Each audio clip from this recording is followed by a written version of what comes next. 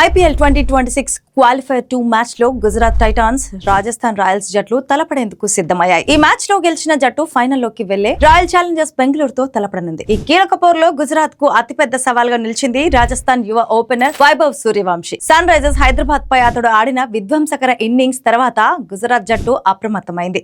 వైభవ్ ను తక్కువ స్కోర్ కే పరిమితం చేయడానికి ప్రత్యేక వ్యూహాలు సిద్ధం చేశామని అసిస్టెంట్ కోచ్ పార్థివ్ పటేల్ వెల్లడించారు. ఇక ఈ మ్యాచ్ కు వర్షం ముప్పు నెలకొంది. న్యూ చండీగఢ్ లోని ముల్లాన్పూర్ స్టేడియం వేదికగా మ్యాచ్ జరగనుండగా వాతావరణ శాఖ వర్ష సూచనలు ఇచ్చింది. మ్యాచ్ పూర్తిగా రద్దయితే లీగ్ దశలో మెరుగైన స్థానం ఉన్న గుజరాత్ టైటాన్స్ కు ప్రయోజనం కలిగే అవకాశం కూడా ఉంది. ప్రస్తుతం న్యూ చండీగఢ్ లో వాతావరణం మార్పు కనిపిస్తుంది. సమీప ప్రాంతాల్లో ఇప్పటికే ఉరుములు మెరుపులతో కూడిన వర్షాలు నమోదయ్యాయి.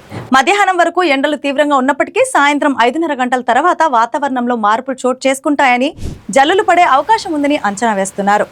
మ్యాచ్ ప్రారంభ సమయం నుంచి రాత్రి 8:30 గంటల వరకు వర్ష ప్రభావం ఉండొచ్చని తెలుస్తోంది.